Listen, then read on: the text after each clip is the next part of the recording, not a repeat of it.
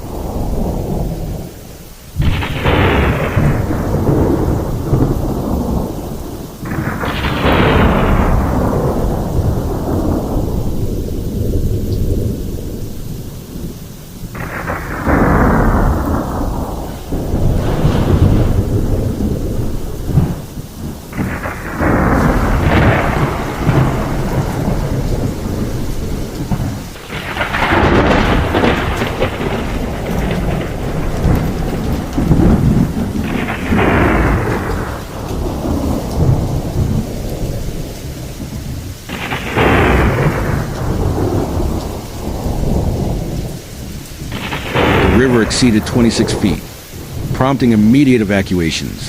Authorities raised the alarm, urging residents to flee uphill without delay. Some witnesses described an eerie silence between the waves, a chilling sign that the water was still rising. By early afternoon, rainfall intensified even further. Visibility dropped to nearly zero. Streets transformed into impassable waterways, and rescuers faced impossible conditions. Violent currents, floating debris, sudden wind gusts. In several neighborhoods, firefighters braced themselves as waves slammed into their vehicles while they attempted to reach families trapped on rooftops. Rescue boats navigated through debris-choked waters filled with tree trunks, fragments of roofs, and even propane tanks.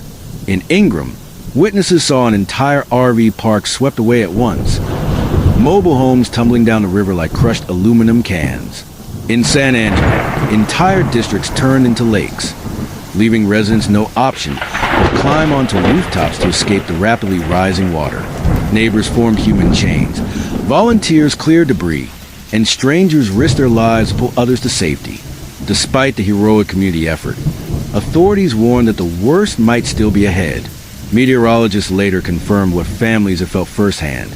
This was no ordinary storm. A rare atmospheric setup had locked thunderstorms over the region, allowing wave after wave of rainfall to hit the same areas repeatedly. Weather stations recorded over 14 inches in less than 24 hours, far more than the saturated ground could absorb. This triggered a deadly chain reaction. Small creeks overflowed, feeding larger rivers, which then morphed into unstoppable torrents. Hydrologists described it as an extreme hydraulic load, where water becomes powerful enough to lift vehicles, uproot trees, and carve out riverbanks within minutes. Once the full scale of the disaster became clear, Texas launched one of its largest rescue operations in recent years. Specialized teams arrived at the hardest hit.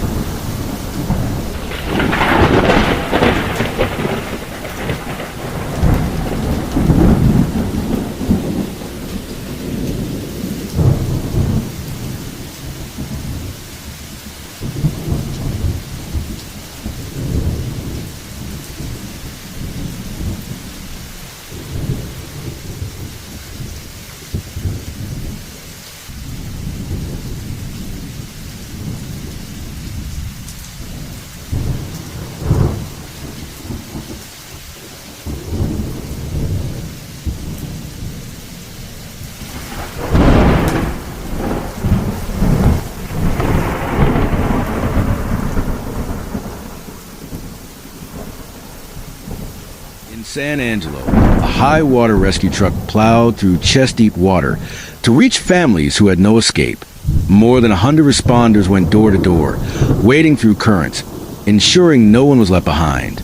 Despite these heroic efforts, tragedy became unavoidable.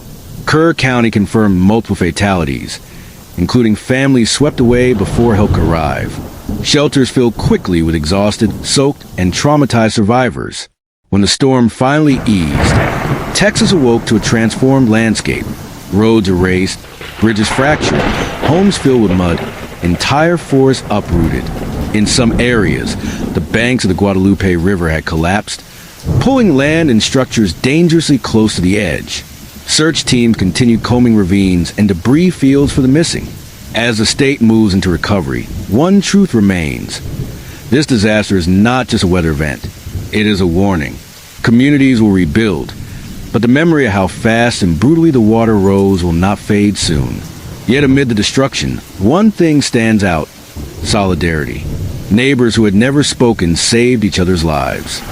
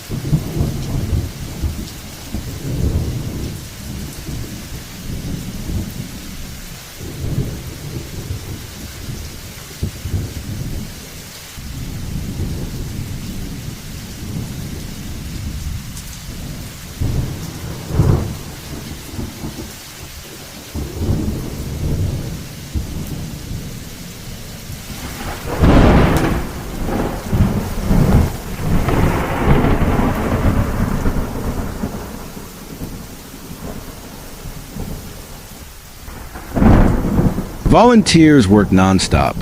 First responders risked everything to protect strangers. Moving forward, one lesson is undeniable. In an era of increasingly extreme weather, preparation and awareness are no longer optional. They are essential.